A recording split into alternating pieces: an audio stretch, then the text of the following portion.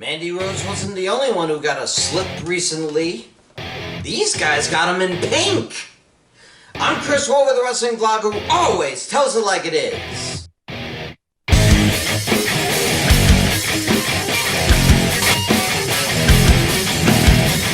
Yeah, I was under the weather last week, though not COVID related. Just a little insomnia.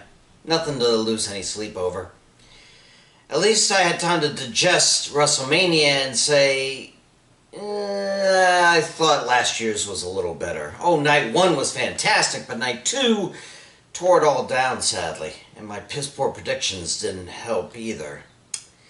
But anyway, after WrestleMania, an old McMahon's thoughts sadistically turned to thoughts of downsizing. We only had a few people show up in NXT over the last year, and let's face it, I'm sure the finances would be in the red if not for NBC Universal's magnanimous offer to suck up the WWE network and edit it.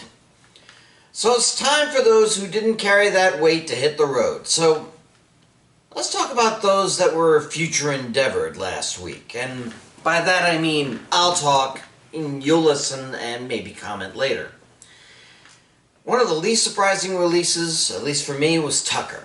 I said it from the get-go as soon as Otis won Money in the Bank last year. I just knew that heavy machinery was not going to survive while Otis had that briefcase, and it didn't. And much like Enzo Amore and Big Cass, the more boring one was shoved to the background and is now out of the WWE. Maybe Otis will pull an Enzo, get caught in a #MeToo style scandal, and join Tucker in obscurity before next WrestleMania. Speaking of which, it's time for Mojo Rawley to rejoin his hype bro Zack Ryder and maybe form a three-man group with Kurt Hawkins. Who knows? Really, the only thing Rawley did in his main roster tenure was win the Andre the Giant Memorial Battle Royal. The only title he ever held was the 24/7 title, and that barely qualifies in my opinion. Nice knowing you. Hopefully we'll see Mr. Mojo rising somewhere else. And you gotta believe that Bo Dallas's departure was long overdue. For being of the legacy of Blackjack Mulligan, Mike Rotunda, and Barry Windham, you expected a bit more from him, right? How he stuck around this long is beyond me. Maybe IRS begged to keep him on, all but forgetting he had another son, the man known as Bray Wyatt, doing much better. Well, at least he and Mr. Perfect's son can bring the B team back together somewhere else. Now, to be honest, I didn't think Mickie James even belonged back in the WWE for a second run after leaving Impact. Oh, don't get me wrong, her record during this second go-round was fairly impressive, but you just knew her main focus was to mentor the new ladies as to how she became a 6-time champion, but not to win a 7th. She was there for pushing, not for winning. Bit of a shame, really, but understandable. But she still has that country music career to fall back on, and Magnus keeping the NWA still relevant, so don't cry for her. She'll be fine. Oh, and the schmuck who sent that severance package, I hope she finds him and severs his package. A more disappointing firing was Wesley Blake. They should have never split up the Forgotten Sons. They could have made beautiful, destructive music together in a very depleted tag division on Raw and SmackDown. Without that, and without King Corbin having him as a knight, there was nothing left for him. Not that I don't think Jackson Ryder isn't on his way out too. No one can ride on Elias's coattails for long. Until then, what can he do? Go to AEW and try to find a different tag partner? Good luck with that. Oh, Kalisto. I'm not sure what surprised me more, that you stayed around this long as a heel, or that the rest of the Lucha House Party didn't join you on the unemployment line. It seems like the era of the luchador in the WWE is quickly waning. All it will take now is Rey Mysterio's retirement to close the lid forever. But to his credit, Kalisto did win the United States Championship and did defend it on pay-per-views, albeit during the kickoff shows.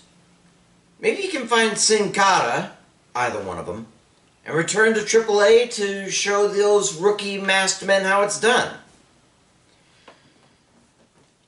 Much like Tucker, it was no surprise at all that Billie Kay and Peyton Royce were released not too soon after their disbandment. The Aussie team were essential to the WWE Women's Tag Team titles remaining relevant. And of course, they were the darlings of the Super Showdown in Oz a few years ago. But once they split up, they just couldn't find niches for themselves. Maybe they can convince AEW to get their own female tag title belts, and when they win them, they can truly be called iconic! The most surprising female release was Chelsea Green. She had just broken away from NXT and the Robert Stone brand and was looking to make a name for herself when she showed just how fragile she was by breaking her wrist in her first SmackDown match. The sick thing is, she signed a multi-year agreement with the WWE even after that incident. But then the company decided she was too accident-prone, and that's a shame. Had she stayed healthy, I could swear she could be a contender for a women's title either on Raw or SmackDown in a year or so. Sad, really. But of course, the release that got everyone talking was that of Samoa Joe. Now, I know he's in his early 40s, he has had many an injury, and has been even suspended for wellness policy infraction. And it wasn't very likely that this man, who won nearly every title TNA could create, was going to win any major gold at this rate. He only won the US title twice in 2019, but I thought he was a damn good color commentator. Not exactly Jerry Lawler good, but he was getting there. It's just a shame that Joe couldn't continue to serve the WWE in some capacity. He's truly a legend in the sport, even if most of his career was in rival companies. Either enjoy retirement, Joe, or hope that someone picks you up. I'm sure that there will be more releases until the WWE Universe is allowed back in the stands of Raw and SmackDown, and that may not be until SummerSlam at the latest, I think. So guys, if you haven't even been on Main Event lately, I strongly suggest making like little Billie Kay and getting your resume out. Just in case. I'm Chris Wolvie, the Wrestling Blog, who always tells it like it is. Stay safe, and I'll see you.